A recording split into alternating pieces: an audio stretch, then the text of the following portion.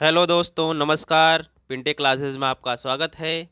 आज हम निगमन और विश्लेषण विधि का अध्ययन करेंगे। तो आइए शुरू करते हैं।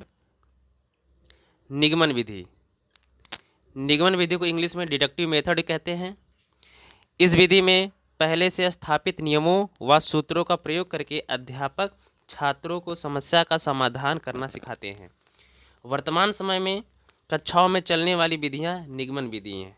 ठीक है, यानी पहले रूल बनेंगे, फिर एग्जाम्पल दिया जाएगा। यानी जो पहले से नियम व सूत्र बनाए गए हैं उन्हीं के आधार पर अध्यापक छात्रों की समस्याओं का समाधान करता है। ठीक है, वर्तमान समय में जो कक्षाओं में विधियाँ प्रचलित हैं वह है निगमन विधि है। निगमन विधि से ही बच्चों की समस्या का समाधान किया जाता है। ठीक है, आइए इसके कुछ लक्षण है देख लेते हैं। नियम से उदाहरण की ओर। निगमन विधि में नियम से उदाहरण की ओर चलते हैं, यानी पहले रूल बनेगा, फिर एग्जाम्पल दिया जाएगा। ठीक है, जबकि आगमन विधि में इसका विपरीत था। पहले एग्जाम्पल दिया जाता था, फिर नियम बनाए जाते थे। ठीक है, लेकिन निगमन विधि में पहले रूल बनेगा, फिर एग्जाम्पल दिया जाएगा। ठीक है, सामान्य से विशिष्ट की ओर, यानी कि सामान्य से विशिष्ट की ओर, जबकि आगमन विधि में विशिष्ट से सामान्य की ओर चलते थे। ठीक, सूक्ष्म से स्थूल की ओर। ठीक है, यानी छोटे से बड़े की ओर अध्ययन किया जाएगा।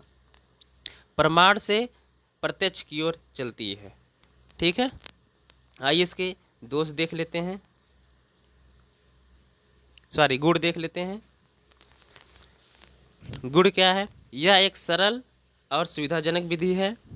स्मरण शक्ति के विकास में सहायक है। यह संक्षिप्त और व्यवहारिक विधि है।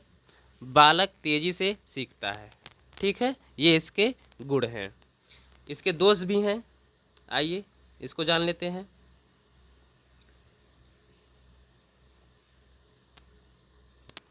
रटने की शक्ति पर बल मिलती है। निगमन विधि से बच्चों को रटने की शक्ति पर बल मिलती है, क्योंकि इसमें पहले से नियम बने रहते हैं, उस नियम को रटने पड़ते हैं, उसी के आधार पर समस्या का हल किया जाता है।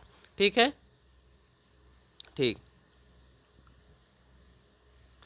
इसके बाद हम विश्लेषण विधि का अध्ययन करेंगे, एनालिटिकल मेथड। ठीक है, किसी विधान या व्यवस्था क्रम की सूक्ष्मता से परीक्षण करने की तथा उसके मूल तत्वों को खोजने की क्रिया को विश्लेषण नाम दिया जाता है। ठीक है, किसी विधान या व्यवस्था क्रम की सूक्ष्मता से परीक्षण करने की तथा उसके मूल तत्वों को खोजने की क्रिया को विश्लेषण कहा जाता है। ठीक है, यह विधि अज्ञात से ज्ञात की ओर चलती है। यह विधि अज्ञात से ज्ञात की ओर चलती है। ठीक है, यानी जो नहीं पता है उसको पता करने के या जानने की चेष्टा रखते हैं। इसका प्रयोग रेखा गणित में प्रमेय, निर्मेय आदि को सिद्ध करने में प्रयुक्त किया जाता है। ठीक है, जो आप हाई स्कूल और 11th-12th में रेखा गणित पढ़ते थे, जिसमें प्रमेय और निर्मेय आदि को सिद्ध करना होता था, वो विश्लेषण विधि ही कहलाती थी। ठीक है, आगे आइए इसके गुण को देख लेते हैं। गुण क्या है इस विधि का? यह एक मनोवैज्ञानिक विधि है। कैसी विधि है? मनोवैज्ञानिक विधि है, जो बालकों में जिज्ञासा उत्पन्न कर उनमें अध्ययन के प्रति रुचि उत्पन्न करती है।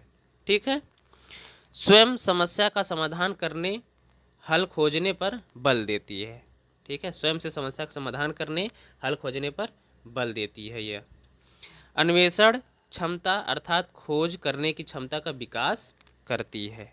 ठीक है, क्योंकि इसमें कहा गया कि इसमें अज्ञात से ज्ञात की तरफ चला जाता है, तो स्वाभाविक सी बात है, जब कोई खोज होगी तो उसमें क्षमता का विकास होना ही है, खोज करने की क्षमता का विकास होगा ही।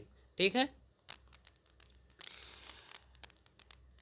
यह अस्थाई ज्ञान उत्पन्न होता है। जब किसी ज्ञान को आप स्वयं खोजेंगे तो वो हमेशा सदैव के लिए अस्थाई ज्ञान हो जाता है। ठीक है ना, जैसे आप कोई क्वेश्चन लगाते हैं, क्वेश्चन नहीं लगता है, अगर आप बार बार उसी को लगाते जाते हैं और अंतिम प्रयास में आप जो है उसको सॉल्व कर ले जाते हैं सही तरीके से, तो वो क्वेश्चन आपको हमेशा के लिए याद हो जाएगा। ठीक है ना।